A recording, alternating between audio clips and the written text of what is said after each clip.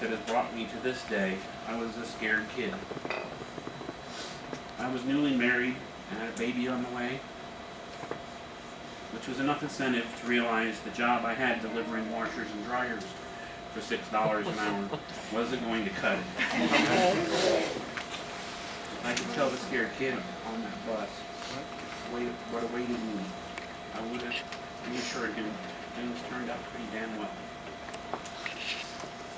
First, I want to thank Colonel Spoker for his kind words. Most of you don't know this, but he was my first pharmacy boss, as he said. He was there the day I stepped in to my first real-life pharmacy. And oh boy, what a pharmacy. Wright-Patterson Medical Center outpatient pharmacy was made up of exactly one pharmacist, about 15 technicians, and a few dozen baker cells, for those of you who know what those are, all crammed into a space probably about half the size of this room. Lines to drop off and pick up prescriptions were 30 or 40 people deep at that time, and that was all day long. And for those of you who haven't been around for 137 years like I have, you need to understand that there was no Phase 2 training back then, no careful verification of what I learned. I graduated tech school one day and got dumped, blinking and a little dazed, into my first pharmacy 3 days later. Of course, I was pretty useless. So, they stuck me where newbies usually get stuck, at the pickup window. Mostly, I think, to keep me out of the way. Colonel Spoker, Captain Spoker then, was working right behind me checking prescriptions. I was shown how to shelve the baskets of scripts, how to call out the patient's name, how to verify the number of prescriptions the patient had versus the number on a claim ticket that they were given. You know, all the basics needed just to not screw anything up.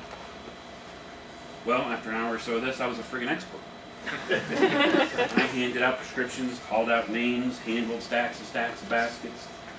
I started to develop a rhythm. I even started keeping up with the constant flow of work. My nervousness began to give way to the fact that I was now a working member of this circus, and that I was going to be the best pharmacy technician in the world. And then Captain Spoker asked me to take another look at the basket I just put on the shelf. I looked, and sure enough, the number of bottles there didn't match the claim ticket. He said, "You have to watch out for that every now." And he handed me the bottle that he had set aside. Now, I was a little angry at the time, I'll admit it. You see, he had tested me, tried to teach me something. And I did learn two things that day. Number one, sometimes officers can kind of be jerks.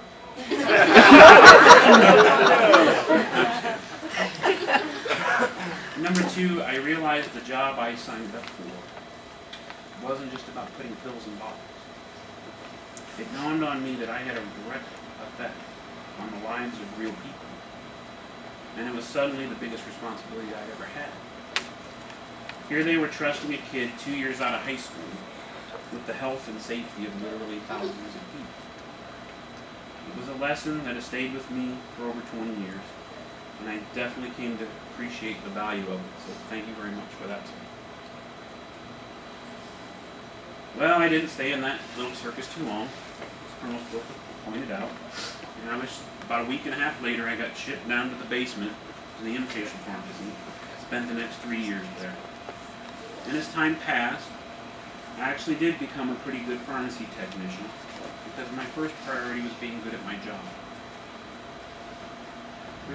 Some of you may be surprised that I'm retiring today in this uniform, instead of that polyester blue one that is traditional. And the main reason for that is because it reflects that priority for me. Working the line first, military mumbo jumbo second. I've never gone out of my way to get promoted, win whatever of the quarter, or wear a bunch of medals on my clothes. I'm not saying that my way is right. In fact, I probably did myself no favors not focusing on those things throughout my career. If I had, I probably would be leaving here today with at least another stripe on my shirt. But I have no regrets, because I always tried to make sure that as I worked, I did what was best for patients and for those I worked with. And believe me, that easygoing attitude about my own career wasn't always looked upon positively by my bosses. As a matter of fact, there's been a constant admonishment by my supervisors over the years. How you're awesome at your job if only you worried about things a little more. Okay, maybe I'm paraphrasing there, but that's often what I heard. I know that they were only trying to look out for me. But for me, this was never about me. This was about the people in my life that I tried to take care of, provide for. In fact, 4 of them are sitting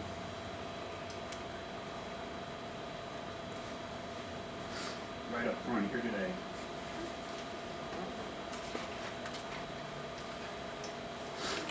You guys don't know this.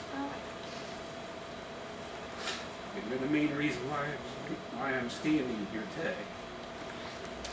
Not ending my career, but finishing it. I want to thank you for that. I probably would have quit, gotten out, given up along the way when things got difficult, or when I worked with people that I didn't always get along with. You were always in my thoughts. And you were the ones that gave me what I needed to get up every day and face the stress and struggle that this job demands. Thank you.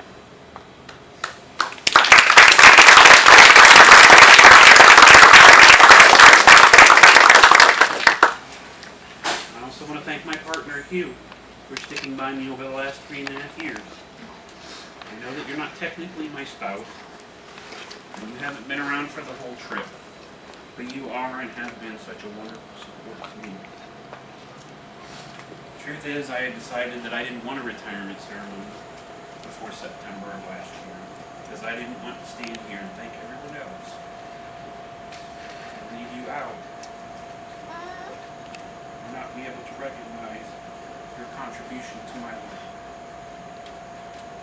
Now that I can stand here today and say how much you mean to me and how much you helped me get here, it makes it worthwhile.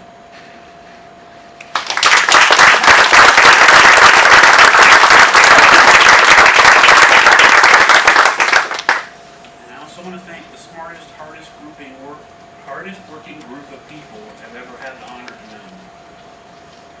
Not just those in this room, but everyone who ever worked with me, supported me, kept me out of trouble, picked up the slack if I fell down along the way. The problem with this ceremony is I don't get to go back and personally thank everyone at Right Path, or Egmont, or Kunsan, or even those who have already left MSgt for everything they've given me and taught me through the years. But I must say, there is a phenomenal, crazy circus of people here today that represent all those folks. You are the best team of people I've ever worked with. Thank you forever.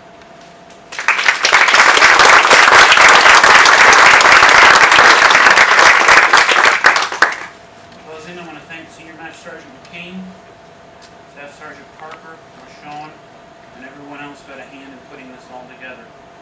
I want to thank Colonel Spoker again for traveling here in the middle of his very packed schedule to recognize and stay with me. Colonel Terry for all of your kind words and mentorship. And all the supervisors, co-workers, my family, and my wonderful friends sharing this with me today. Please know that you all go with me. I'll never forget any of the lessons I learned along the way. Thank you. Let's finish this day looking at Kate.